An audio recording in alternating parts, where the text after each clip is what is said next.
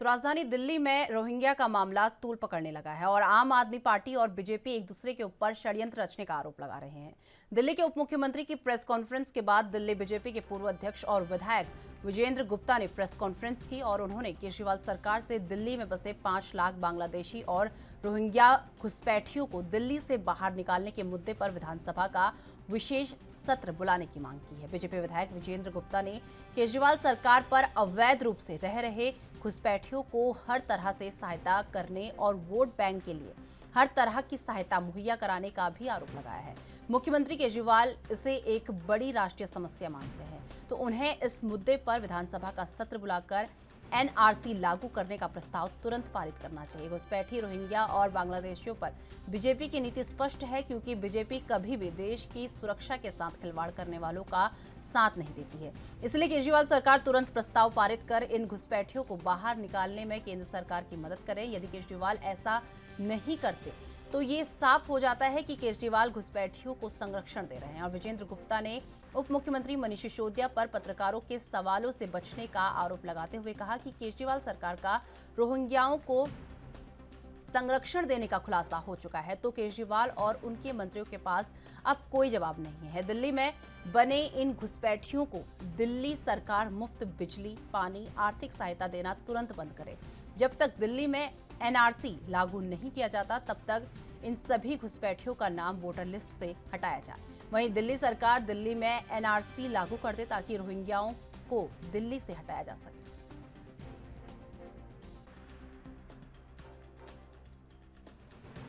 हमारा तो यही कहना है कि एक शुरुआत की जाए दिल्ली में, चूंकि केंद्र शासित प्रदेश है, यूनियन टेरिटरी है, दिल्ली में भी अपनी सरकार है और दोनों सरकारें मिलके इस बात को अगर तय कर ले कि दिल्ली से रोहिंग्या और बांग्लादेशियों को बाहर निकालना है, तो मेरा दावा है कि फिर कोई एक भी बांग्लादेशी और घुसपैठिया इलीगल तरीके से दिल्ली में नहीं रह सकता। जैसे आपने आरोप लगाया कि जितने भी अपराध होते हैं दिल्ली के अंदर अपराध होते हैं, सारे अपराध, जितने अपराध हो रहे हैं उसमें अधिकांश अपराध करने वाले रोहिंग्या और बांग्लादेशी हैं, घुसपैठिए हैं, जो लोगों की जान ले रहे हैं। दिल्ली के अंदर लगातार कहीं ना कहीं राजनीति अब गर्माती नजर आ रही है, क्योंकि रोहिंग्याओं को लेकर कहीं ना कहीं आरोप प्रत्यारोप भी देखने को मिल रहे हैं। कि कल जिस तरीके से केंद्र सरकार के द्वारा एक ट्वीट किया गया था, उसको लेकर दिल्ली सरकार ने भी कहा कि हम रोहिंग्या को हटाना चाहते हैं, मगर भाजपा की तरफ से भी बार बार कहा जा रहा है कि दिल्ली के अंदर रोहिंग्या जो हैं उनको जो सुविधाएं दी जा रही है दिल्ली सरकार के द्वारा, वो सुविधाएं जो हैं वो गरीबों को मिलनी चाहिए थी। मगर आज बात करें नेता विपक्ष की तरफ से लगातार कहीं ना कहीं आरोप लगाया गया दिल्ली सरकार के ऊपर कि दिल्ली सरकार जो है अगर रोहिंग्याओं को हटाना चाहती है तो कहीं ना कहीं वो हाथ बढ़ाना चाहते हैं। यानी भाजपा केंद्र के अंदर है तो केंद्र और दिल्ली सरकार की तरफ से दोनों हाथ मिलाएं और दिल्ली के अंदर जितने भी रोहिंग्या हैं उनको हटाया जाए। और दिल्ली के अंदर एनआरसी लागू करने के लिए कहा गया है कि अगर दिल्ली सरकार एनआरसी लागू करती है तो दिल्ली के अंदर जितने भी रोहिंग्या रहते हैं वो कहीं ना कहीं उनको बाहर जाना पड़ेगा और उनकी जो सुविधाएं हैं, चाहे वो बिजली की हो, पानी की हो या और तमाम सुविधाएं हो, फ्लैट की हो, वो सारी सुविधाएं जो हैं वो गरीबों को देने की बात की गई है। और इसी को लेकर जिस तरीके से प्रेस वार्ता की गई, विजेंद्र गुप्ता ने कहीं ना कहीं दिल्ली सरकार को भी घेरा और खास तौर पर हाथ बढ़ाने की बात की गई। यानी कि दोनों सरकारें मिलकर दिल्ली के अंदर या फिर पूरे देश के अंदर जितने भी रोहिंग्या रहते हैं उनको बाहर निकालने की बात की गई है। अब देखना होगा आरोप प्रत्यारोप इसी तरीके से चलता रहेगा या फिर रोहिंग्याओं को बाहर किया जाएगा। कैमरा पर्सन इरफान खान के साथ राजीव कुमार तिवारी, एनबी न्यूज, दिल्ली।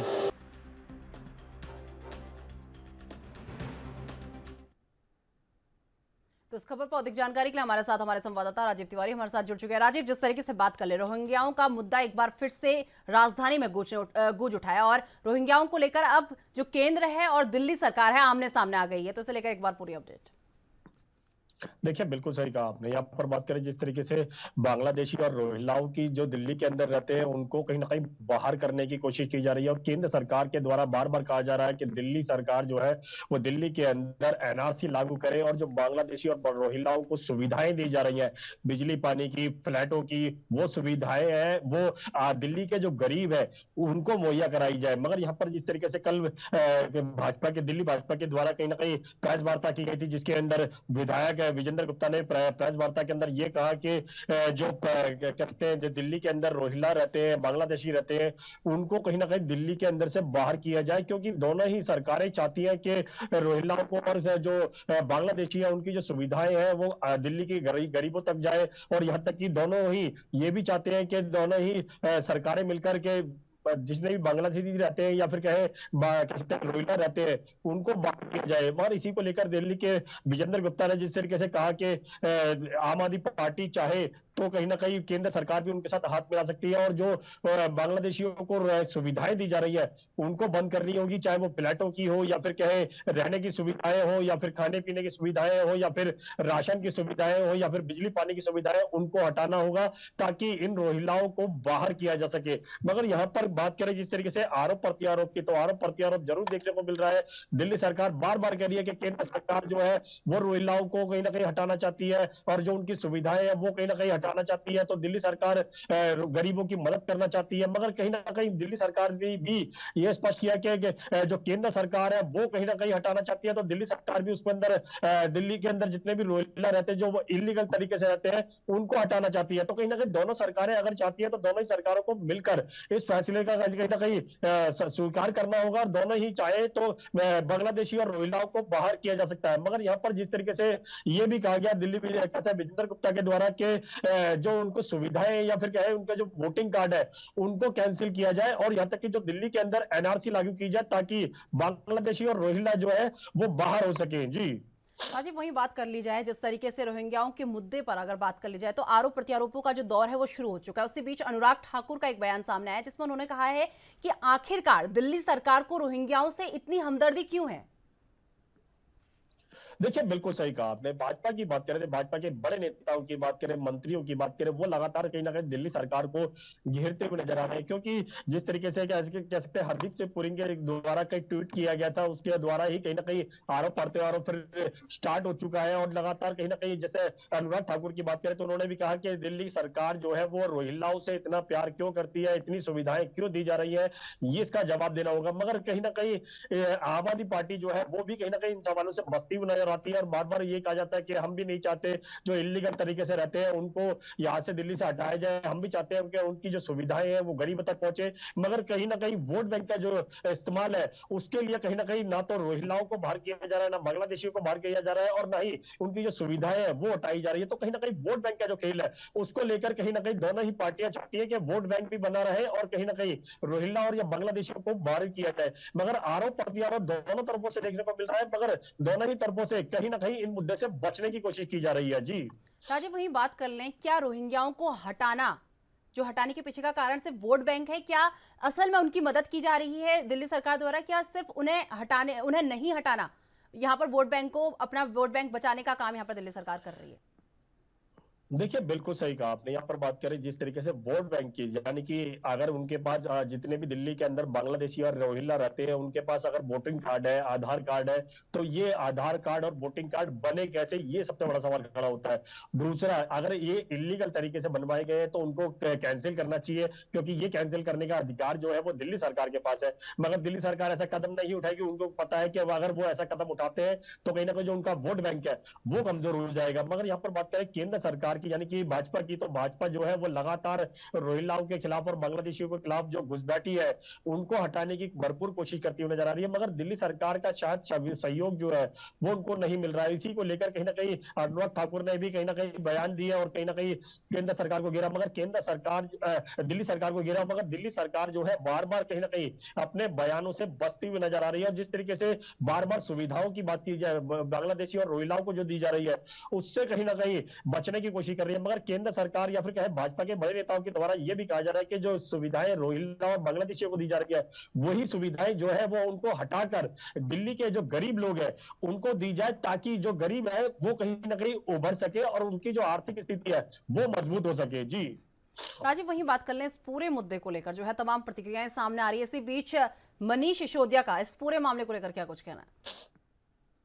देखिए, बिल्कुल सही कहा आपने। यहाँ पर बात करें आम आदमी पार्टी की, तो इस पूरे मामले को लेकर रोहिंग्या और बांग्लादेशियों को लेकर मनीष सिसोदिया की तरफ से भी एक प्रेस वार्ता की गई थी, जिसके अंदर पत्रकारों ने सवाल पूछा था, मगर उन्होंने भी कहीं ना कहीं उन सवालों से बचने की कोशिश की। यानी सीधे सीधे कहें तो कहीं ना कहीं दोनों ही सरकारें चाहती है जो इलीगल तरीके से रहते हैं लोग उनको हटाया जाए, मगर वोट बैंक के लिए कहीं ना कहीं उनका इस्तेमाल करने की भी कोशिश की जा रही है। मगर यहाँ पर जिस तरीके से मनीष सिसोदिया जब सवाल पूछे गए थे वो भी कहीं ना कहीं बचते हुए नजर आए। और इसी क्लिप को लेकर विजेंद्र गुप्ता ने भी कल प्रेस वार्ता के माध्यम से उस क्लिप को दिखाया गया और ये भी कहा गया कि प्रेस जो मीडिया के जो पत्रकार है उनसे के सवालों से कहीं ना कहीं मनोज सिसोदिया ने भी बचने की कोशिश की, मगर ये भी कहा कि हम केंद्र सरकार जो है यानी भाजपा जो है वो दिल्ली सरकार से हाथ बढ़ाना चाहती है। अगर वो चाहते हैं कि दिल्ली के अंदर रोहिंग्या या फिर कहे बांग्लादेशी जो इलीगल तरीके से रहते हैं उनको बाहर करना है तो दोनों ही सरकारों को मिलकर काम करना होगा। इसी को लेकर दिल्ली भाजपा की तरफ से हाथ बढ़ाया गया है। अब देखना होगा दिल्ली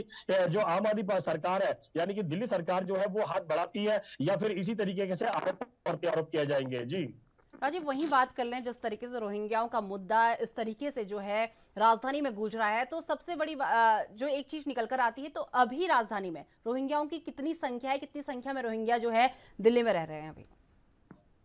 देखिए बिल्कुल सही कहा आपने। रोहिंग्याओं की बात करें, बांग्लादेशी की बात करें, लगभग कह सकते हैं 5 लाख के करीब जो है वो दिल्ली के अंदर रहते हैं, मगर इनको हटाने के लिए भी कोशिश की जा रही है केंद्र सरकार के द्वारा। एनआरसी लागू करने के लिए भी कहा जा रहा है। मगर यहाँ पर एक चीज और समझनी होगी कि जितने भी बांग्लादेशी या फिर कहे रोहिंग्या रहते हैं दिल्ली के अंदर, उनके पास वोटिंग कार्ड कहाँ से आया, आधार कार्ड कहाँ से आया, ये सबसे बड़ा सवाल खड़ा होता है। उनके पास फिर रहने की सुविधाएं कहाँ से आई, उनका जो काम धंधा है वो किस तरीके से मैनेज हुआ, ये सारे सवाल जो है वो कहीं ना कहीं कटघरे के अंदर है। मगर यहाँ पर इनसे सवाल पूछने की जगह पर या फिर कहे जो उनकी सुविधाएं है वो हटाने की जगह पर दिल्ली सरकार भी चाहती है कि उनका वोट बैंक जो है वो बना रहे और दिल्ली से जो इलीगल तरीके से रहते हैं उनको भी हटाया जाए। मगर दोनों ही तरफों से राजनीति जरूर देखने को मिल रही है, मगर कहीं ना कहीं दोनों ही तरफों से वोट बैंक का इस्तेमाल भी करने की कोशिश की जा रही है। मगर यहाँ पर जिस तरीके से आरोप प्रत्यारोप है तो उससे तो लगता नहीं है कि दिल्ली के अंदर जितने भी बांग्लादेशी और रोहिंग्या रहते हैं उनको हटाया जा सकता है। जी चलिए, बहुत बहुत धन्यवाद राजीव हमारे साथ जुड़ने के लिए और ये तमाम जानकारी हमारे साथ साझा करने के लिए। तो आपको बता दें कि पंजाब पुलिस ने ऑटोमोबाइल सेक्टर में एक बड़े घोटाले का खुलासा किया है। पुलिस ने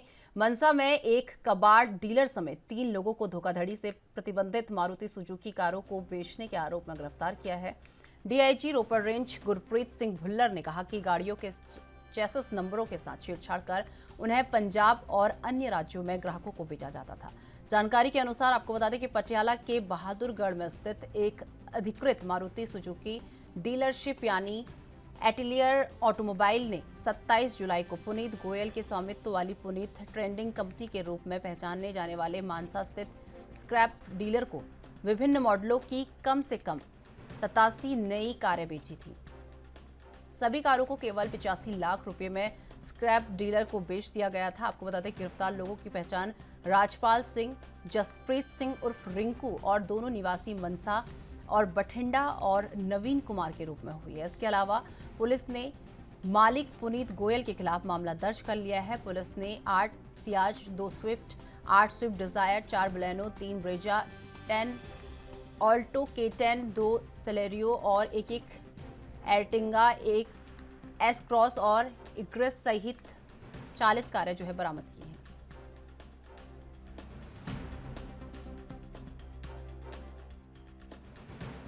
40 ਗੱਡੀਆਂ ਜਿਹੜੀਆਂ ਮਾਰੂਤੀ ਸੁਜ਼ੂਕੀ ਬ੍ਰਾਂਡ ਦੀਆਂ ਹੈਗੀਆਂ, ਜਿਸ 'ਚ ਸਿਆਜ਼ ਹੈ, ਹੋਰ ਅਲੱਗ-ਅਲੱਗ ਗੱਡੀਆਂ ਨੇ।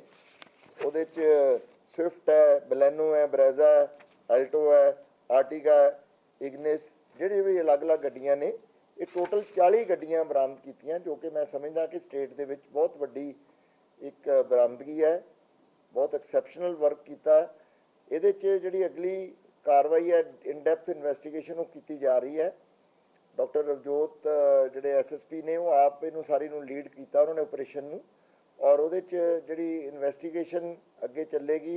ये असी ऑटोमोबाइल के जोड़े मालक ने एजेंसी वाले उन्होंने भी बुला रहे हैं और उन्होंने भी रोल देखा जाऊगा, और ट्रांसपोर्ट डिपार्टमेंट ना भी ये सारा मामला देखा जाऊगा कंसर्नड अथॉरिटीज़ ना, कि किस तरह एडा वड्डा स्कैम हो गया और किसी को ये पता भी नहीं लग्या और किदी मिली भुगत है।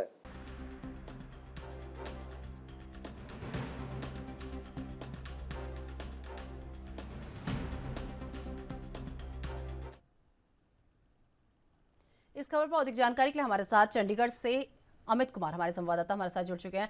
हमें जिस तरीके से बात कर ली जाए, 87 कारें जो हैं धोखाधड़ी से विभिन्न राज्यों के ग्राहकों को बेची गई हैं, तो इसमें कितनी गिरफ्तारियां हुई, एक बार इसे लेकर पूरी अपडेट।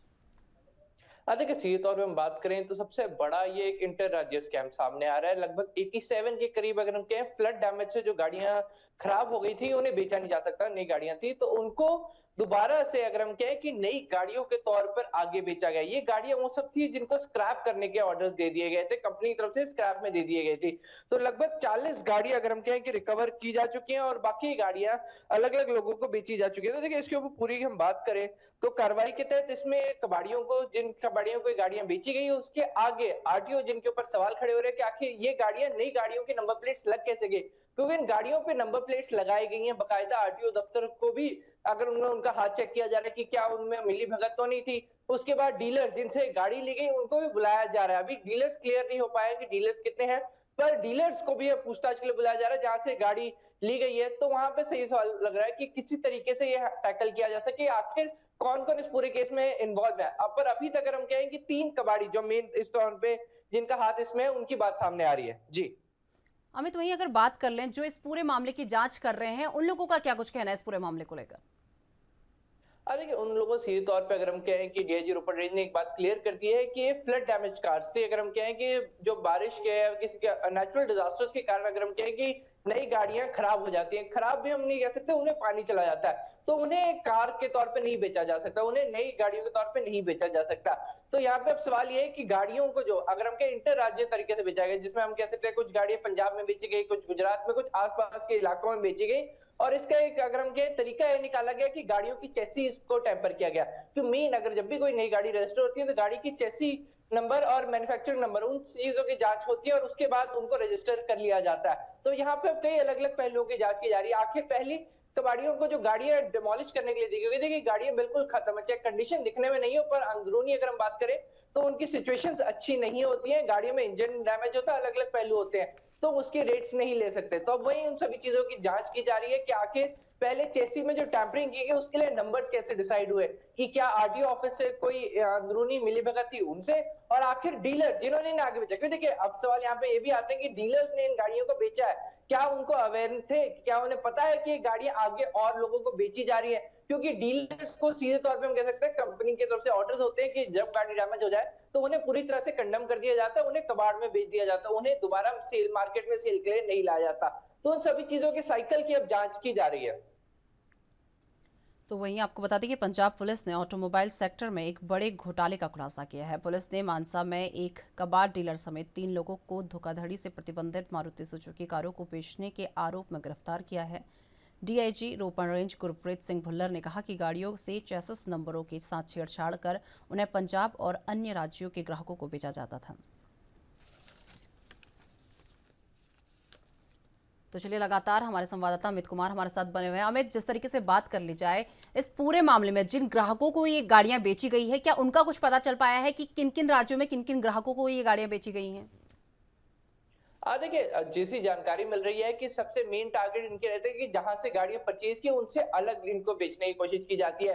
जो मेन टारगेट्स रहते हैं हरियाणा, क्योंकि देखिए यहाँ पे हरियाणा, हमारे राजस्थान और हिमाचल, क्योंकि मेन टारगेट ये थी गाड़ियां अगर पंजाब में रहती तो इनको दोबारा रजिस्टर कराने में दिक्कत आ सकती है, क्योंकि अगर चेकिंग होती है तो इन गाड़ियों को ट्रेस करना बहुत आसान है। ऑल ओवर अगर हम कहें कि जो 87 कार्स में थे उनमें से 40 गाड़ियां ट्रेस हो चुकी हैं और बाकी की जो हम कहें कि 47 कार्स है उनको ट्रेस करने की कोशिश की जा रही है। अब यहाँ पे सवाल कैसे होता है, देखिए पूरी केस की तहकीकात ये हुई है कि जब डीलर से गाड़ी ली गई, गाड़ियों पे नंबर क्या लगवाया गया, यहाँ पे भी सवाल उठा होता है। क्योंकि जब किसी भी डीलर से सेकंड हैंड डीलर्स के तौर पे इन्हें बेचा गया तो उन्होंने सीधे हम बोलते हैं कि ये चीज बोल के निकाली गई थी कि नई जैसी गाड़ियां हैं, कोई ना कोई इंटरनल या फिर हम कहें कि एक रीजन ऐसे बता दिया गया कि इन गाड़ियों को क्यों बेचा जा रहा है, फाइनेंशियल डिफिकल्टीज, अलग अलग बहाने से कि नई जैसी गाड़ियां इनको इसलिए तुरंत बेचने की कोशिश की जा रही है, तो ये काफी महंगे रेट पे बिक जा रही थी। तो अब यहाँ पे जिस डीलर को, क्योंकि देखिए मिडिलमैन यहाँ पे एक सामने आता है, जिन्होंने अगर हम कहें कि जो मिडिलमैन या second hand car deal purchaser है उनको टारगेट पुलिस सर्च करने में लगी है, क्योंकि वो अभी भी भगौड़े चल रहे हैं। जी अमित, वही बात कर ले, इस पूरे मामले में 40 गाड़ियां जो है बरामद की गई है, तो इन 40 कारों में कौन कौन सी कारें शामिल हैं?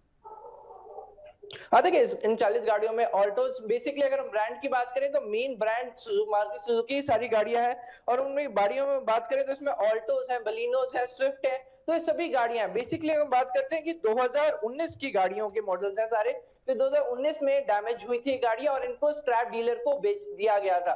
तो उसी टाइम की ऑल्टोस, स्विफ्ट, अलग अलग गाड़ियां, मारुति की सभी गाड़ियां इसमें शामिल है। जी वहीं अमित, अगर बात कर लें जिन लोगों की गिरफ्तारी हुई है, पुलिस द्वारा अभी तक इनसे क्या क्या पूछताछ की गई है?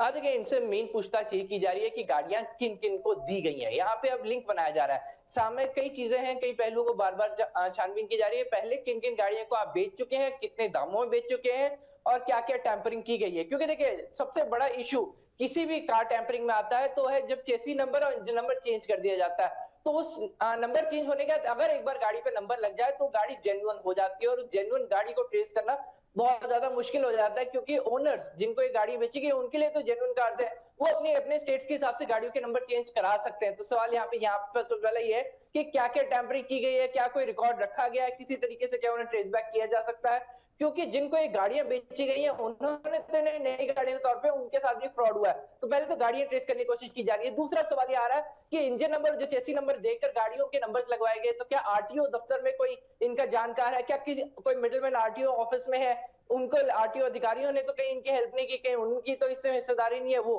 उसके बाद सवाल ये आता है कि स्क्रैप में गाड़ियां दी गई थी। देखिए स्क्रैप डीलर्स को ये गाड़ियां बेची गई थी कि स्क्रैप में गाड़ियां जानी है, इनको दोबारा से मार्केट या सड़क पे नहीं उतरना है। इनमें कई गाड़ियां जैसे कि हम बात कर रहे हैं कि लगभग ऑल्टोज है, एर्टिगा है, स्विफ्ट है, ऐसी कई कई गाड़ियां हैं। सीधे तौर पर लिस्ट की एक बार बात कर ले तो 10 ऑल्टो थी, 2 सिलेरियो थी, एक अर्टिगा है, एस क्रॉस है, जिनके और एक इग्निस शामिल है। तो आप देख सकते हैं हाई प्रोफाइल गाड़ियां और सिंपल गाड़ियां, हर एक गाड़ी इनके पास शामिल थी। तो इसको किसी तरह के तरीके से टारगेट करके अब सर्च किया जा रहा है कि पता चल सके कि आखिर ये गाड़ियां गई कहां, क्योंकि ये गाड़ियां अगर देखिए फ्लड डैमेज्ड है। इंटरनली अगर मैं बाहर से देखने में गाड़ियां बहुत शानदार दिखती है, पर इंटरनली कहीं ना कहीं एक्सीडेंट करवाने के लिए और किसी बड़े हादसे के लिए जिम्मेदार हो सकती हैं। चलिए बहुत बहुत धन्यवाद अमित हमारे साथ जुड़ने के लिए और ये तमाम जानकारी हमारे साथ साझा करने के लिए। तो आपको बता दें कि उत्तर प्रदेश के मुख्यमंत्री योगी आदित्यनाथ 19 अगस्त यानी आज श्री कृष्ण जन्माष्टमी के अवसर पर वृंदावन और मथुरा का दौरा करेंगे और सीएम योगी आदित्यनाथ लखनऊ एयरपोर्ट से वृंदावन के लिए उड़ान भरेंगे। करीब 1 बजे वृंदावन में बनाए गए पवन हंस हेलीपैड पर पहुंचेंगे और यहां से 1:05 पर आपको बता दें मुख्यमंत्री अन्नपूर्णा भवन वृंदावन के लिए प्रस्थान करेंगे। सीएम योगी 1:10 से 1:55 तक अन्नपूर्णा भवन का भ्रमण करेंगे और श्रद्धालुओं को प्रसाद भी बांटेंगे। इसके बाद 1:55 से वो टीएफसी वृंदावन के लिए प्रस्थान करेंगे। दोपहर 2 बजे से 3:30 बजे तक सीएम श्री कृष्ण उत्सव में भाग लेंगे और इस बीच अन्नपूर्णा भोजनालय का उद्घाटन भी उनके द्वारा किया जाएगा। इस दौरान सीएम योगी संतों के साथ भोजन भी करेंगे और इस दौरान भोजनालय में सेवा करने वाले 1000 लोगों और योग गुरु बाबा रामदेव भी मौजूद रहेंगे।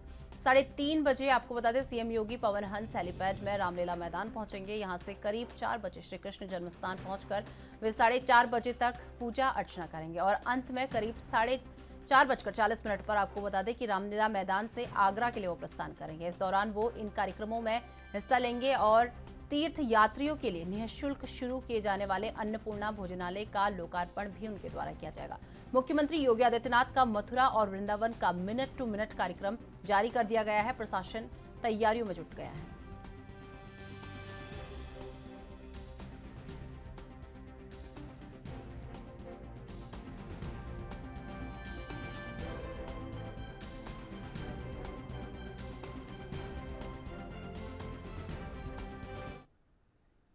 इस खबर पर अधिक जानकारी के लिए हमारे संवाददाता जितेंद्र चौहान हमारे साथ जुड़ चुके हैं। जितेंद्र, जिस तरीके से बात कर ले, आज सीएम योगी मथुरा दौरे पर रहने वाले, तो कितने बजे तक वो मथुरा पहुंच सकते हैं, एक बार इसे लेकर पूरी अपडेट। देखिए निशात, कृष्ण जन्माष्टमी है और पूरा देश कहीं ना कहीं भगवान श्री कृष्ण के जन्मोत्सव को धूमधाम से मनाया जाता है। तो यूपी की बात करें तो मथुरा में भगवान श्री कृष्ण की जन्माष्टमी है वो काफी धूमधाम से मनाई जाती है और साफ तौर पे कहा जा सकता है सीएम योगी आदित्यनाथ इस कार्यक्रम में शामिल होंगे और उनका मिनट टू मिनट जो कार्यक्रम है वो कहीं ना कहीं प्रशासन द्वारा जारी कर दिया गया है। लगभग 11:35 पे वो गोरखपुर से प्रस्थान करेंगे और 12:35 पर वो खेरिया एयरपोर्ट यानी आगरा पहुंचेंगे और आगरा से वो 1 बजे हेलीपैड से निकलेंगे और तो वहीं 1:55 पर जो वहां पर पहुंचने के बाद अन्नपूर्णा भवन वृंदावन का भ्रमण करेंगे, श्रद्धालु से प्रसाद वितरण करने का काम करेंगे और साथ ही साथ 2 बजे से 3:30 बजे तक सीएम श्री कृष्ण जन्मोत्सव अन्नपूर्णा भवन जो है उसका कहीं ना कहीं लोकार्पण कार्यक्रम में शामिल होने का काम करेंगे, क्योंकि लोकार्पण कार्यक्रम है जो अन्नपूर्णा भवन है उसको बनाया गया है और साफ तौर पे 3:30 बजे वो टीएफसी वृंदावन के लिए रवाना हो जाएंगे, जहां लगभग 4 बजे के आसपास वो हेलीपैड से रामलीला मैदान पहुंचेंगे मथुरा और 4 से 4:30 बजे तक वो दर्शन पूजा अर्चना करेंगे, भगवान श्री कृष्ण के दर्शन करेंगे, पूजा अर्चना का करने का काम करेंगे। जहाँ कृष्ण जन्मस्थली है वहां पर सीएम योगी आदित्यनाथ जाएंगे और लगभग 4:40 पे वो रामलीला मैदान से पुनः आगरा के लिए वापस आएंगे और 6 बजे वो लखनऊ एयरपोर्ट वापस हो जाएंगे। तो ऐसे पूरा कार्यक्रम सीएम योगी आदित्यनाथ का है और कृष्ण जन्माष्टमी यानी कि जन्मोत्सव जो इतना धूमधाम से मथुरा में मनाया जाता है, वृंदावन में मनाया जाता है, तो सीएम योगी आदित्यनाथ भगवान श्री कृष्ण की जो पावन जन्मस्थली है वहां भी जाएंगे और कहीं ना कहीं पूजा अर्चना करने का काम करेंगे, प्रसाद वितरण करने का काम करेंगे। तो वहीं दूसरी तरफ जो अन्नपूर्णा भवन बनाया गया है वहां पर उसका लोकार्पण भी करने का काम सीएम योगी आदित्यनाथ करेंगे। नितिन, वही बात कर ले, जिस तरीके से आज जन्माष्टमी है तो जन्माष्टमी के उपलक्ष्य में मथुरा को किस तरीके से सजाया गया है, मथुरा में क्या क्या तैयारियां की गई, एक बार उसे लेकर भी अपडेट पूरी। देखिए मथुरा की जो कृष्ण जन्मोत्सव होता है वो काफी धूमधाम से मनाया जाता है और यूं कहे कि देश में प्रसिद्ध है मथुरा की, चाहे वृंदावन की होली हो चाहे मथुरा का हो। तो वहीं वहाँ कृष्ण जन्मोत्सव जन्मस्थली भी है, काफी धूमधाम से मनाया जाता है। तो वहाँ का माहौल की बात करें तो काफी सुंदरता से पूरे मथुरा को सजाया, वृंदावन को सजाया गया है, क्योंकि भगवान श्री कृष्ण ने जन्म लिया था। तो आज हर उत्तर प्रदेश के मंदिर में, योग देश के मंदिर में भगवान श्री कृष्ण की पूजा अर्चना होगी, उनका जन्म कराया जाएगा। तो मथुरा जब जन्मस्थली है तो वहाँ की नजारा अलग ही देखने वाला है। जितिन, वही बात करी जाए जिस तरीके से आज जो है जन्माष्टमी का ये पावन पर्व है, तो इस बीच मथुरा वासियों को कोई बड़ी सौगात अगर सीएम यहाँ पर देने वाले हों? देखिए अन्नपूर्णा भवन उत्तर प्रदेश के मुख्यमंत्री योगी आदित्यनाथ मथुरा वासियों को सौंपने जा रहे हैं और साफ तौर पर प्रसाद वितरण जो होता है वहां पर वो अन्नपूर्णा भवन में किया जाएगा और लगातार जो प्रसाद वितरण है वो रोज वहां होगा, क्योंकि भव्यता से वहां भगवान श्री कृष्ण का जो जन्मोत्सव मनाया जाता है। क्योंकि सबसे ज्यादा जो कहे कि भक्त जब सबसे दर्शन करने से भगवान श्री कृष्ण के दर्शन करने के लिए बिहारी जी के दर्शन करने के लिए मथुरा वृंदावन पहुंचते हैं, तो जाहिर सी बात है कि लोग वहां पर आए और उनको भगवान श्री कृष्ण के जो जन्म के अवसर पर जो प्रसाद है वो कहीं ना कहीं साथ लेके जाए। तो मंदिर प्रशासन की ओर से ये पूरी तरह से तैयारी है और अन्नपूर्णा भवन का सीएम योगी आदित्यनाथ लोकार्पण करने का काम करेंगे और प्रसाद भी वितरित करेंगे श्रद्धालुओं को और जो वहाँ के प्रशासनिक जो लोग हैं उनसे भी कहीं ना कहीं बातचीत करने का काम करेंगे। नितिन, वही बात कर ली जाए जिस तरीके से सीएम आज मथुरा दौरे पर रहने वाले हैं, तो सीएम के दौरे को लेकर क्या क्या तैयारियां कर ली गई हैं? देखिए सुरक्षा व्यवस्था के पुख्ता इंतजाम है और जाहिर सी बात है कि उत्तर प्रदेश के मुखिया होने के नाते जो प्रोटोकॉल है उनका वो कहीं ना कहीं उनको सौंपने का आज प्रशासन पूरी तरह तैयारी कर रही है और भारी संख्या में पुलिस फोर्स और तमाम जो सुरक्षा एजेंसियां हैं वो अलर्ट पर रखी गई है, क्योंकि सीएम योगी आदित्यनाथ उत्तर प्रदेश के मुखिया है और उनकी सुरक्षा में किसी प्रकार की चूक ना हो उसका भी पूरी तरह से ध्यान प्रशासन, पुलिस प्रशासन, स्थानीय लोग और जो पीएसी के जवान है उन सबको लगाया जाएगा। वहीं अगर बात कर ली जाए सीएम योगी जिस तरीके से मथुरा दौरे पर हैं, तो मथुरा वासियों का क्या कुछ कहना है इस दौरे को लेकर? देखिए हमेशा सीएम योगी आदित्यनाथ जब कृष्ण जन्मोत्सव होता है तो हमेशा वो जाते हैं, जब से सीएम बनाते हैं तब से लगातार वो जा ही रहे हैं और मथुरा वासियों के खुद उत्तर प्रदेश का मुखिया जब मथुरा पहुंचा तो मथुरा वासी जाहिर सी बात है कि चाहते हैं कि उत्तर प्रदेश के मुखिया आए और कहीं ना कहीं यहाँ कृष्ण जन्मोत्सव में हमारे साथ शामिल हो। तो उत्साहित लोग हैं और कहीं ना कहीं सुरक्षा व्यवस्था से लेकर तमाम जो चीजें हैं, पूजा अर्चना की व्यवस्था वो सब कर दी गई। सीएम योगी के साथ और कौन कौन जो आज है यहाँ शामिल हो सकता है, उनके साथ मथुरा कौन कौन आ सकता है, कौन कौन यहाँ पर जो कार्यक्रम हो रहा है उसमें शामिल हो सकता है सीएम योगी के साथ? देखिए मथुरा के सांसद होंगे, विधायक होंगे, वो तो उनके साथ मौजूद रहेंगे और पार्टी के पदाधिकारी वो कहीं ना कहीं सीएम योगी आदित्यनाथ के साथ मौजूद रहेंगे, क्योंकि मुख्यमंत्री योगी आदित्यनाथ गोरखपुर पहुंचे थे, गोरखपुर दौरे पर रहे थे और गोरखपुर से बाद अब वो सीधे कहीं ना कहीं मथुरा वृंदावन पहुंचेंगे और वहां पर जो व्यवस्थाएं हैं उसको कहीं ना कहीं सुचारू रूप से जिम्मेदारी दे दी गई। पदाधिकारी भी वहां पर पार्टी के होंगे, विधायक होंगे, सांसद होंगे, सभी सीएम योगी आदित्यनाथ के साथ रहेंगे। जितिन, लगातार देखा गया है कि सीएम योगी जो है लगातार जगह जगह दौरा कर रहे हैं, यूपी के जगह जगह जा रहे हैं और दौरा कर रहे हैं जगहों का, और उसी बीच बड़ी सौगातें भी यहाँ पर लोगों को देते हुए नजर आ रहे हैं। और क्या कहा जा सकता है कि 2024 की जो है पूरी तैयारियां यहाँ पर कर ली गई हैं? निशा देखिए, लगातार उत्तर प्रदेश सरकार विकास कार्यों को तेजी से कर रही है और धार्मिक स्थलों को तो बड़ी भव्यता से सजा रही, चाहे बनारस की बात की जाए, चाहे अयोध्या की बात की जाए, और वहीं मथुरा में भी जल्दी कहीं न कहीं सुंदरीकरण किया जाएगा। वहाँ को भी सुंदर बांके बिहारी जी को मंदिर है, उनको कहीं न कहीं भव्यता से बनाया जाएगा। तो लगातार जो सीएम का दौरा है, उसका एक मतलब तो साफ कहा जा सकता है कि 2024 का नजदीक है।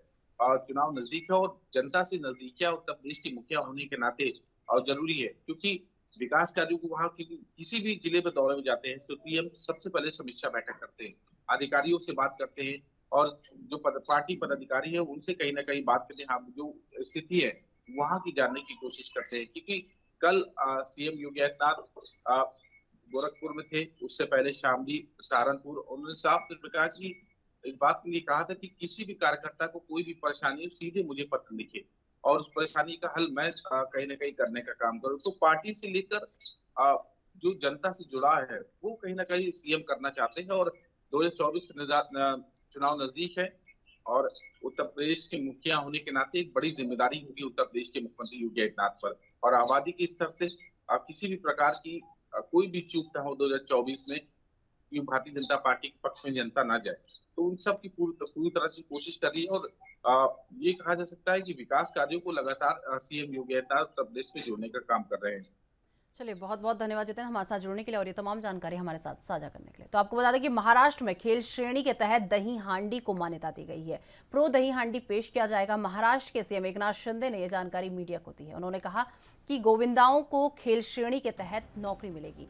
हम सभी गोविंदा के लिए 10 लाख रुपए का बीमा कवर प्रदान करेंगे। इससे पहले मुंबई स्थित दही हांडी उत्सव समन्वय समिति ने महाराष्ट्र के सीएम एकनाथ शिंदे को पत्र लिखकर दही हांडी को एक साहसिक खेल का दर्जा देने का अनुरोध किया था। कुछ साल पहले इसी तरह की मांग भी सामने आई थी। तत्कालीन सांस्कृतिक मंत्री, आपको बता दें, विनोद तावड़े ने इसे एक साहसिक खेल घोषित कर दिया था और दही हांडी उत्सव समन्वय समिति सदस्य अरुण पाटिल ने कहा कि हमने मुख्यमंत्री को एक पत्र लिखा है और उम्मीद है कि इसे एक साहसिक खेल की मान्यता दी जाएगी। यह उत्सव साल में केवल एक बार त्योहार के कृष्ण जन्मोत्सव के दूसरे दिन खेलने के बजाय अब दही हांडी का खेल पूरे साल खेला जाएगा। इससे प्रतियोगिता और प्रो कबड्डी जैसे कार्यक्रम आयोजित किए जाएंगे ताकि गोविंदा पूरे साल अभ्यास, खेल और स्वस्थ प्रतिस्पर्धा कर सकें। वहीं महाराष्ट्र सरकार के इस फैसले पर सांसद गोपाल शेट्टी ने खुशी जाहिर करते हुए बताया कि महाराष्ट्र से शुरू होने वाला ये उत्सव अब पूरे देश में मनाया जा रहा है, बल्कि अंतर्राष्ट्रीय स्तर पर भी लोग इसे मनाते हैं। सरकार के इस फैसले के बाद गोविंदाओं को पूरे साल दही हांडी खेलने का मौका मिलेगा। इससे सरकार भी मदद करना चाहती है। आगे कहा कि इससे गोविंदाओं को उन्नत अभ्यास और पूरे साल मानव पिरामिड प्रदर्शन करने के लिए स्वस्थ और फिट रहने में मदद मिलेगी।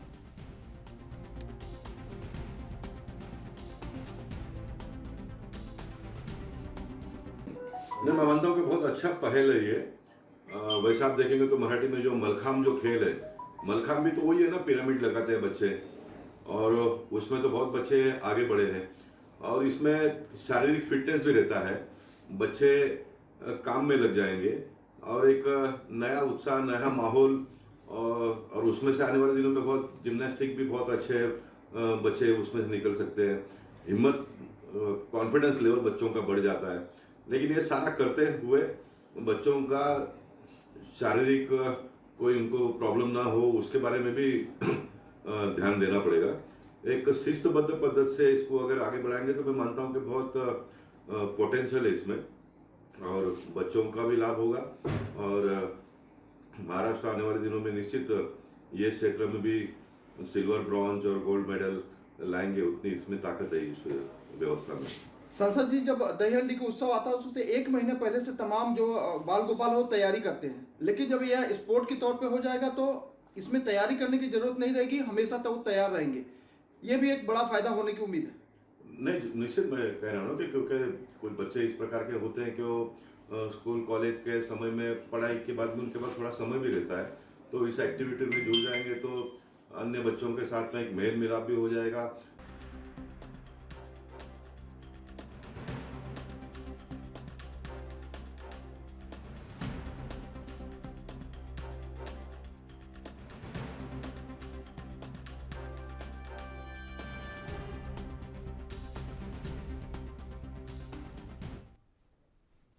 तो इस खबर पर अधिक जानकारी के लिए हमारे साथ हमारे संवाददाता मुंबई से सत्यप्रकाश सोनी हमारे साथ जुड़ चुके हैं। सत्यप्रकाश, जिस तरीके से बात कर ले जाए जो है दही हांडी को एक साहसिक खेल का दर्जा की बात की जा रही है, तो पहले तो इसे लेकर पूरी एक अपडेट। बिल्कुल, देखिए महाराष्ट्र सरकार ने एक बड़ा फैसला लिया है। हालांकि दही हांडी उत्सव को अब उत्सव नहीं बल्कि एक खेल के तौर पर देखा जाएगा और यह घोषणा विधान भवन में खुद मुख्यमंत्री एकनाथ शिंदे ने किया है और ये कहा है कि आज से दही हांडी का उत्सव एक खेल हो जाएगा और इस खेल के जरिए जो है तमाम तरह के आयोजन किए जाएंगे। खासकर यह खेल अब पूरे साल खेला जाएगा, जबकि दही हांडी पहले जन्माष्टमी के दूसरे दिन होता था, लेकिन अब पूरे साल अब आप इस तरह का खेल खेल सकते हैं। खास बात है कि इस खेल के आयोजन में सरकार की तरफ से ग्रैंड ओपनिंग की परमिशन दे दी गई है कि आप अच्छी तरीके से जितना बेहतर कर सकते हो उतना बेहतर कीजिए। और जो लिमिटेशन लगाई गई थी कोरोना के पहले, वो लिमिटेशन भी हटा दी गई है। यानी कि आप एक थर से लेके 10 थर या 12 थर तक भी लगा सकते हैं, जबकि परमिशन पहले थी कि 1 से 9 तक ही लगा सकते हैं। इसके अलावा जिन गोविंदाओं की मौत होती है या जो गोविंदा घायल होते हैं, तो मौत होने पर 10 लाख का मुआवजा और घायल होने पर 5 लाख का मुआवजा सरकार की तरफ से किया जा रहा है। और ऐसे में अगर गोविंदाओं को चोट लगती है तो सरकारी खर्चे पर उनका इलाज किया जाएगा। इस तरह का ऐलान महाराष्ट्र सरकार द्वारा किया गया है। सत्यप्रकाश, वही बात कर ली जाए जिस तरीके से इसे एक साहसिक खेल में शामिल करने की बात की जा रही है, तो जो गोविंदा इस खेल के शौकीन है उन लोगों में कैसा उत्साह इस वक्त देखने को मिल रहा है? क्या क्या रिएक्शन उन लोगों के सामने आ रहे हैं? क्योंकि अब ये केवल दही हांडी का उत्सव नहीं रहेगा, अब ये खेल का दर्जा से, एक साहसिक खेल का दर्जा से दिया जा रहा है, तो उन लोगों के क्या रिएक्शन सामने आ रहे हैं?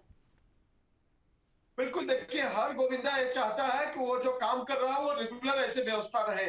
अब ऐसे में सरकार ने जिन युवाओं को यह मौका दिया है, जाहिर तौर पर बड़ी बड़ी सौगात है, क्योंकि तमाम युवा इससे जुड़ेंगे। और एक घोषणा और है सरकार की तरफ से कि गोविंदाओं को अच्छा प्रदर्शन करने के बाद उन्हें सरकारी नौकरी भी दी जाएगी। यानी कि जो गोविंदा अच्छा प्रदर्शन करते हैं उन्हें सरकारी नौकरी का भी ऑफर है।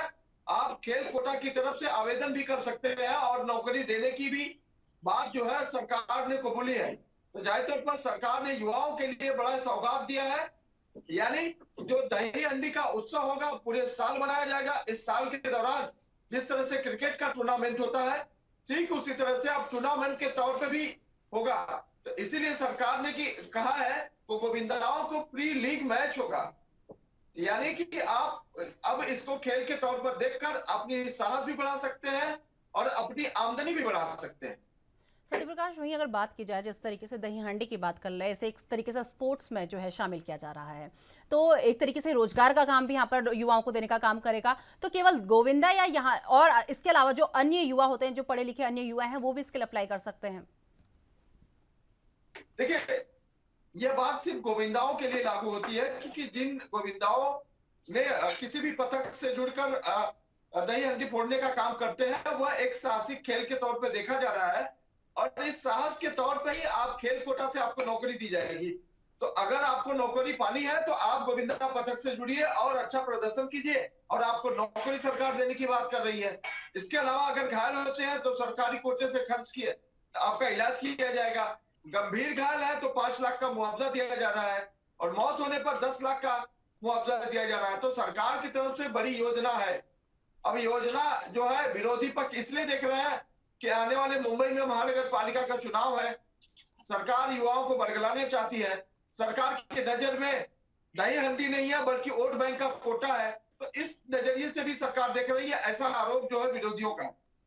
जिस तरीके से देखा जाए जन्माष्टमी की धूम इस वक्त पूरे देश में है और इसी बीच जो है दही हांडी का भी आयोजन किया जाता है, तो दही हांडी को लेकर क्या क्या इंतजाम, क्या क्या जो है आयोजन यहाँ पर अभी मुंबई में किए गए हैं दही हांडी को? क्योंकि अक्सर देखा गया है कि मुंबई में एक उत्सव के तौर में, एक बहुत बड़े उत्सव के तौर में दही हांडी को मनाया जाता है, तो क्या क्या आयोजन दही हांडी को लेकर किए गए हैं? बिल्कुल निशा जी, देखिए महाराष्ट्र में दही हांडी का उत्सव सबसे बड़े पैमाने पर मनाया जाता है। तमाम बड़े बड़े पंडाल लगाए जाते हैं और तमाम बड़े बड़े आयोजन किए जाते हैं। खासकर दही हांडी के आयोजन में इनामी राशि जो रखी जाती है वो सबसे प्रमुख होती है। अब कई जगह 1 करोड़, कई जगह 5 करोड़, कई जगह 2 करोड़ की इनामी राशि रखी गई है। यह कंपटीशन का दौर है और इस वक्त जो महाराष्ट्र की स्थिति है कि एक तरफ शिंदे गुट है तो दूसरी तरफ शिवसेना गुट है।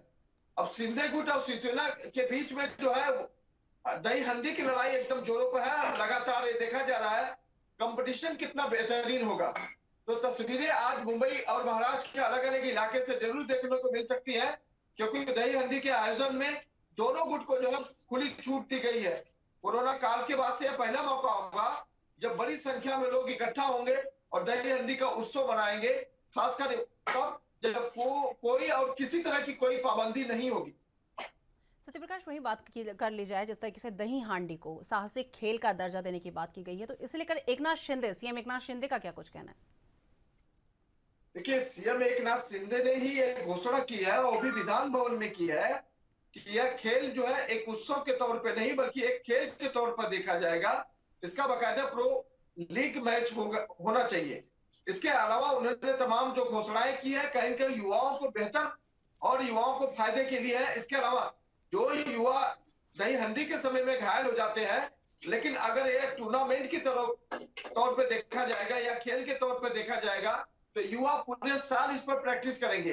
तो ऐसे में उन्हें घायल होने और उन्हें चोट लगने की जो गंभीरता है वो बेहद कम हो जाएगी। तो इस तौर पे भी देखा जा रहा है कि यह जो है दही हंडी जो हवा में लटकी रहती है उसे तोड़ने का काम जो है जो गोविंदा करते हैं, उनमें एक साहस भी होगा और एक हिम्मत भी होगी। इसके अलावा उन्हें नौकरी का भी आश्वासन सरकार की तरफ से दिया गया। चलिए, बहुत बहुत धन्यवाद सत्यप्रकाश हमारे साथ जुड़ने के लिए और ये तमाम जानकारी हमारे साथ साझा करने के लिए। तो आपको बता दें कि छत्तीसगढ़ के मुख्यमंत्री भूपेश बघेल ने प्रदेशवासियों को कृष्ण जन्माष्टमी की बधाई और शुभकामनाएं दी हैं। इस अवसर पर उन्होंने सबके सुख, समृद्धि और खुशहाली की कामना की है। जन्माष्टमी की पूर्व संध्या पर जारी अपने बधाई संदेश में मुख्यमंत्री ने कहा कि भगवान श्री कृष्ण ने हमें सदा सत्य के मार्ग पर चलने और अन्याय के विरुद्ध खड़े होने का मार्ग दिखाया है। उनकी जीवन लीलाएं हमें विभिन्न विपरीत परिस्थितियों में जीवन जीने की सही तरीका जो है बताती है। उनके द्वारा दी गई सीख जीवन की हर परिस्थिति के लिए प्रासंगिक है। और आगे सीएम ने कहा कि पुराणों में कंदब के वृक्ष और हरे भरे बगीचों के आसपास भगवान श्री कृष्ण की लीलाओं का वर्णन मिलता है। मनुष्य के लिए वृक्षों की अत्यधिक उपयोगिता होने के कारण ही हमारी परंपराओं में इन्हें महत्वपूर्ण स्थान दिया गया है।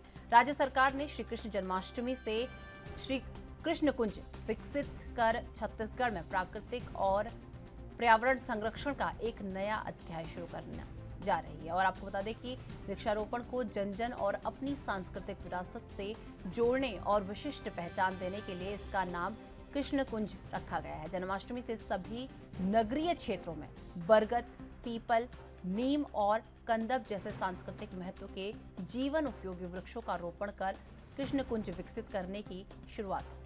आपको बता दें कि मुख्यमंत्री ने कहा कि वर्तमान में अंधाधुंध कटाई से पर्यावरणीय संकट जो है गहराता हुआ जा रहा है और पर्यावरण के संरक्षण और वातावरण को स्वच्छ रखने के लिए भावी पीढ़ियों को वृक्ष से परंपरागत महत्व को के बारे में जागरूक करना होगा और वृक्ष की अमूल्य विरासत को संरक्षित करना हमारे प्राथमिक जो है दायित्व होगा।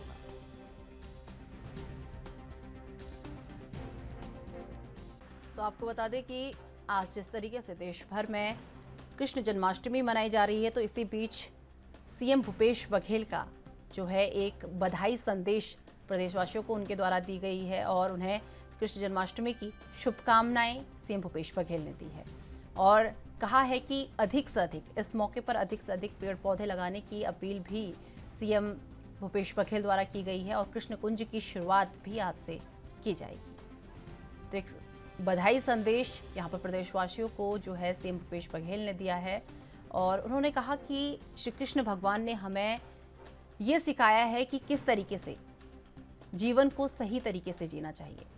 तो उनके तमाम संदेश, कृष्ण जी के तमाम संदेश जो है उन्होंने अपने बधाई संदेश में दिए हैं और प्रदेशवासियों को जो है बधाई दी है। भूपेश बघेल ने सुख समृद्धि की कामना, पूरे प्रदेश के सुख समृद्धि की कामना की है। छत्तीसगढ़ में कृष्ण कुंज अभियान की शुरुआत जो है आज से हो जाएगी और इस बीच वृक्षारोपण करने की बात की गई है क्योंकि देखा गया है कि श्री कृष्ण ने अपना अधिकतर जो जीवन है वो वृक्षों के आसपास गुजारा है।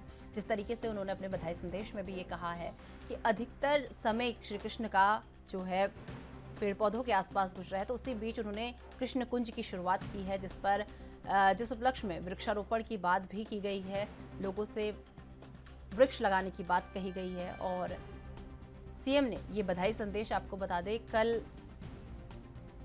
जो है लोगों को बधाई संदेश दिया है, कल शाम को लोगों को बधाई संदेश दिया है और आज पूरे देश में कृष्ण जन्माष्टमी की जो है धूम है।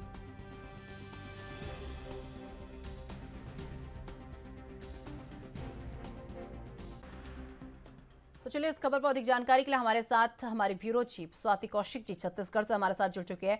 स्वाति जी, सीएम भूपेश बघेल ने प्रदेशवासियों को कृष्ण जन्माष्टमी की बधाई देते हुए क्या संदेश दिया है, एक बार इसे लेकर पूरी जानकारी। जी देखिए, कृष्ण जन्माष्टमी के मौके पर कृष्ण कुंज की स्थापना की जा रही है। इस पूरे कार्यक्रम में मुख्यमंत्री भूपेश बघेल के और सरकार के दो उद्देश्य हैं। एक तो पहला ये है कि जो नेचर है, प्रकृति है, उससे हम हमेशा जुड़े रहें और उसके साथ ही लोगों को जो औषधीय पौधे हैं, पेड़ हैं, उनका महत्व समझाया जा सके। तो इसी कार्यक्रम में पूरे प्रदेश भर में कृष्ण कुंज की स्थापना की जा रही है, जिसमें पौधारोपण की शुरुआत सरकार आज से कर रही है। प्रदेश में लगभग हर जिलों में 1-1 एकड़ के करीब वो जो लैंड है वो दी जाएगी। 1 एकड़ से हमारा तात्पर्य 44,000 स्क्वायर फीट से है। तो जिसमें सबसे बड़ा जो कृष्ण कुंज बनने जा रहा है वो राजधानी रायपुर में बनने जा रहा है, जहाँ पे शुद्ध हवा वातावरण के लिए कृष्ण कुंज की स्थापना की जा रही है। अब तक राज्य में टोटल 162 स्थानों को कृष्ण कुंज के लिए चिन्हांकित कर दिया गया है। तो ये जो पूरा मामला है ये आज कृष्ण जन्माष्टमी के मौके पर शुरू हो रहा है। तो वहीं आज लोगों को भक्तिभाव और सारी चीजों से जोड़े रखने के लिए शासन द्वारा कल शाम आदेश जारी किया गया था, जिसमें आज प्रदेश में सुस्त डे मतलब ड्राई डे रहेगा। आज किसी भी तरह के अल्कोहल और सारी चीजें जो है वो अवेलेबल नहीं रहेगी। तो वहीं आज 12:05 पर सीएम जो है वो वापस पहुंचेंगे रायपुर, क्योंकि दिल्ली दौरे पर है। तो वहीं तो कृष्ण कुंज की जो पूरी पूजा अर्चना है, वहाँ का जो लोकार्पण है, वो सारी चीजों को वापस रायपुर पहुंचने के बाद सीएम भूपेश बघेल खुद ही सम्मिलित होंगे इन सारी चीजों में। जी स्वाति जी, वहीं बात कर ले, जिस तरीके से आज कृष्ण कुंज की शुरुआत की बात कही गई है, तो इसी बीच वृक्षारोपण की बात भी की गई है। तो इस अवसर पर कितने पेड़ पौधे जो हैं आज लगाए जाएंगे, कितने पेड़ पौधों से इसकी शुरुआत की जाएगी? देखिए, कितने पेड़ पौधे लगाए जाएंगे ये भी एक बात है, लेकिन ये उससे ज्यादा जरूरी जो बात है वो हमको यहाँ पर ये लग रही है कि किस तरह के पौधे लगाए जाएंगे, कितने की संख्या और किस तरह के पौधे, इसमें थोड़ा सा डिफरेंस ये आ जा रहा है कि इसका जो महत्व है ये पूरी तरीके से सारी चीजों को नेचर, प्रकृति और जो वन औषधि पौधे हैं उस पर देखा जा रहा है। तो इसमें मुख्य रूप से कदम के वृक्ष जो कृष्ण जी को बहुत प्रिय है, कदम के वृक्ष, पीपल के, इस तरह के जो औषधि छायादार फलदार वृक्ष हैं वो लगाए जाएंगे। जी स्वाति जी, वहीं बात कर ली जाए, जिस तरीके से आज देश भर में कृष्ण जन्माष्टमी की धूम है, तो वहीं अगर छत्तीसगढ़ की बात कर ली जाए तो छत्तीसगढ़ में किस प्रकार की धूम देखने को मिल रही है कृष्ण जन्माष्टमी में? जी बिल्कुल, छत्तीसगढ़ में चारों तरफ बहुत धूमधाम से कृष्ण जन्माष्टमी मनाया जाता है। तो यहाँ पर सभी मंदिरों में जो कृष्ण भगवान के मंदिर है, श्री कृष्ण के जो मंदिर है, वहाँ पर तैयारियां कर ली गई हैं। जन्माष्टमी के सांस्कृतिक कार्यक्रम के साथ पूरे धूमधाम से, लेकिन कोविड प्रोटोकॉल को फॉलो करते हुए इन सभी त्योहारों को मनाया जाएगा। आज जगह जगह राजधानी में जन्माष्टमी में कृष्ण जन्मोत्सव की तैयारी जो है वो कर ली गई है। वहीं स्वाति जी, बात कर लें, जिस तरीके से आज जन्माष्टमी है तो उस बीच क्या क्या तैयारियां जो हैं पूरी कर ली गई हैं? जी, मंदिरें जो है वो पूरी तरह सज चुकी हैं, बाजारें जो है वो सज चुके थे। कल शाम तक जब हमने देखा तो पूरी तरीके से जो तैयारी है प्रदेशवासियों की, जिला स्तर पर, प्रशासन स्तर पर, व्यक्तिगत स्वयं सभी की तैयारियां जो है वो पूरी कर ली गई है कि आज भगवान जैसे ही रात 12 बजेंगे भगवान श्री कृष्ण का जन्म होगा और उसके बाद फिर कल हांडी फोड़ जैसे कार्यक्रमों का भी जगह जगह पर आयोजन किया गया है। तो पूरे विधि विधान के साथ, पूजा अर्चना के साथ आज सुबह मंदिरों के पट खुले हैं। और अगर अभी की हम बात करें तो बहुत सारे मंदिरों में पूजा अर्चना जो है वो शुरू हो चुकी है। साज सज्जा का जो कार्यक्रम है वो पूरा हो चुका है। प्रभु के 56 भोग की तैयारियां जो है वो बहुत प्रतिष्ठित, हर उस प्रतिष्ठित जगह पर किया जा रहा है जहाँ पे निरंतर कई वर्षों से कृष्ण जन्माष्टमी का जो त्योहार है वो मनाया जा रहा है। रायपुर में अगर हम त्योहार की बात करें तो कृष्ण जन्माष्टमी को दूधाधारी मठ है, वहाँ पे बहुत भव्य तरीके से मनाया जाता है। बाल गोपाल का मंदिर भी उसको कहा जाता है। सदर बाजार में बहुत पुराना कृष्ण मंदिर है, वहाँ पर मनाया जाता है। तो ये बहुत सारी ऐसी जगहें हैं जहाँ पर कार्यक्रमों का आयोजन रायपुर के साथ साथ पूरे प्रदेश में किया गया है। जी स्वाति जी, वहीं अगर बात कर ली जाए जिस तरीके से कृष्ण कुंज को अगर छोड़ दिया जाए, तो उसके अलावा सीएम भूपेश बघेल का आज किसी मंदिर में जाने का कोई प्रोग्राम हो, क्योंकि आज जिस तरीके से जन्माष्टमी है तो सीएम भूपेश बघेल किसी मंदिर में जाएं, ऐसा कोई प्रोग्राम अगर उनका हो? जी मंदिर में जाने की बात जो है वो तो अभी क्लियर नहीं हो पाई है, लेकिन जी बिल्कुल आज सीएम साहब के आज अगर पूरे कार्यक्रम की बात कर ले तो 12 बजे निवास से प्रस्थान करते हुए वो तेलीबांधा पहुंचेंगे, जहां कृष्ण जन्माष्टमी सांस्कृतिक कार्यक्रम में शामिल होकर कृष्ण कुंज का भूमि पूजन करेंगे। 1 बजे मोती बाग पहुंचकर रायपुर स्मार्ट सिटी लिमिटेड अंतर्गत स्मार्ट रीडिंग रूम का भूमि पूजन करेंगे। वहां पर आगामी भविष्य में रीडिंग रूम तैयार होना है तो उसके भूमि पूजन करेंगे आज सीएम भूपेश बघेल। तो वहीं मोती बाग में प्रेस क्लब में कार्यक्रम में वो शामिल होंगे। तो ये और शाम को 6 बजे राजधानी रायपुर के श्रीनगर रोड गुढ़ियारी में आयोजित दही हांडी के कार्यक्रम में भी सीएम साहब के सम्मिलित होने की जानकारियां हमको प्राप्त हो रही है। तो दही हांडी ले लीजिए, सांस्कृतिक कार्यक्रम ले लीजिए, सभी आज के जो कार्यक्रम है सीएम साहब के वो कहीं ना कहीं कृष्ण से जुड़े हुए, भक्ति भाव से जुड़े हुए दिख रहे हैं। चलिए, बहुत बहुत धन्यवाद स्वाति जी हमारे साथ जुड़ने के लिए और ये तमाम जानकारी हमारे साथ साझा करने के लिए। तो आपको बता दें कि उत्तराखंड में अग्निपथ योजना को लॉन्च कर दिया गया है। अब कोटद्वार में गढ़वाल मंडल के युवाओं के लिए 19 अगस्त यानी आज से अग्निवीर भर्ती रैली शुरू की जा रही है। आपको बता दें कि अग्निपथ योजना के तहत शुरू होने वाली अग्निवीर भर्ती रैली की तमाम तैयारियां पूर्ण हो चुकी हैं। आपको बता दें कि प्रशासन के साथ ही सेना को रैली से संबंधित तमाम तैयारियां पूरी कर ली गई हैं। आज से शुरू होने वाली रैली के लिए पहले दिन चमोली जिले के युवा रैली में हिस्सा लेंगे। गुरुवार शाम को ही युवा कोटद्वार पहुंच चुके हैं। आपको बता दें जहां प्रमाण पत्रों की जांच के बाद उन्हें भर्ती मैदान की ओर भेजा जाएगा। आज से शुरू होने वाले भर्ती रैली में जनपद पौड़ी के सबसे अधिक अभ्यर्थी शामिल हो रहे हैं। भर्ती रैली में आपको बता दें कि पंजीकृत 63,360 अभ्यर्थियों में 16,330 अभ्यर्थी जनपद पौड़ी से हैं। इसके अलावा जनपद चमोली के 9,306, देहरादून से 9,148 और हरिद्वार से 6,812, पौड़ी से 16,330 और रुद्रप्रयाग से 6,357 और टिहरी से 9,784, उत्तरकाशी से 5,623 अभ्यर्थियों ने अग्निवीर के लिए पंजीकृत कराया है। कोटद्वार में काशीरामपुर तल्ला स्थित मैदान में टेंट लगाया गया है, जहां अभ्यर्थी को सर्वप्रथम रिपोर्ट करना है। यहीं पर अभ्यर्थी के दस्तावेजों की प्रारंभिक जांच के बाद उन्हें रैली मैदान में प्रवेश करने दिया जाएगा। प्रवेश पत्र के साथ डाउनलोड किए गए शपथ पत्र को 10 रुपये के स्टैंप पेपर के साथ लाना अनिवार्य होगा।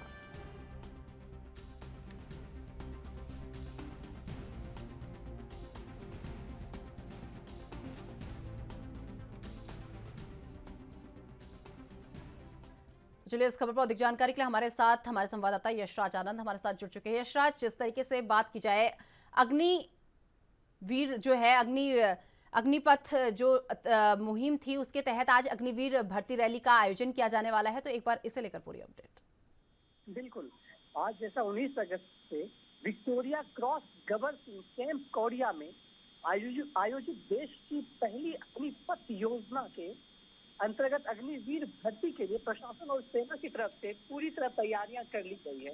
मैं आपको बताना चाह रहा हूँ कि 10 दिवसीय भर्ती रैली में शामिल होने के लिए गढ़वाल मंडल के 7 जिलों की 64 तहसीलों के कुल 60,000 युवाओं ने पंजीकरण कराया है। और सबसे बड़ी बात है कि बृहस्पतिवार यानी कल से ही बृहस्पतिवार को काशीपुरम तल्ला स्थित कैंप के एंट्री गेट पर बैरिकेडिंग भी लगा दी गई है। युवाओं को कैंप तक लाने ले जाने के लिए सेना के तरफ से वाटर प्रूफ प्रतीक्षालय यानी कि जो युवा आएंगे प्रतिभाग करेंगे उनके लिए एक वाटर प्रूफ प्रतीक्षालय भी बनाया गया है। युवक सबसे पहले रात 2 बजे से इस प्रतीक्षालय में एकत्रित होंगे। वहां से उन्हें लाइन लगाकर गबर सिंह कैंप एरिया में प्रवेश कराया जाएगा। कैंप के एंट्री गेट पर युवाओं से वैक्सीनेशन प्रमाण पत्र की भी जांच की जाएगी और जिनके पास जो वैक्सीन प्रमाण पत्र नहीं मिलेगा उन्हें बाहर का रास्ता दिखा दिया जाएगा। और इसके बाद युवाओं के भर्ती प्रवेश पत्र की बारकोड की जांच होगी और उसके बाद फिर दौड़ के लिए ट्रैक पर जाने से पूर्व युवकों की प्रारंभिक स्तर की लंबाई जांच के बाद युवकों के समूह को दौड़ के लिए करीब दौड़ जो होगी है 1600 मीटर ट्रैक पर ले जाया जाएगा। दौड़ के बाद सेना की ओर से निर्धारित समय में जो भी युवा दौड़ पूरा कर देते हैं, यानी शारीरिक दक्षता परीक्षण पास कर जाते हैं, तो सेना के विशेषज्ञों के द्वारा शारीरिक दक्षता और शिक्षा। तो चलिए यशराज, हमारे साथ जुड़ने के लिए बहुत बहुत धन्यवाद। आप हमारे साथ जुड़े और ये तमाम जानकारी आपने हमारे साथ साझा की।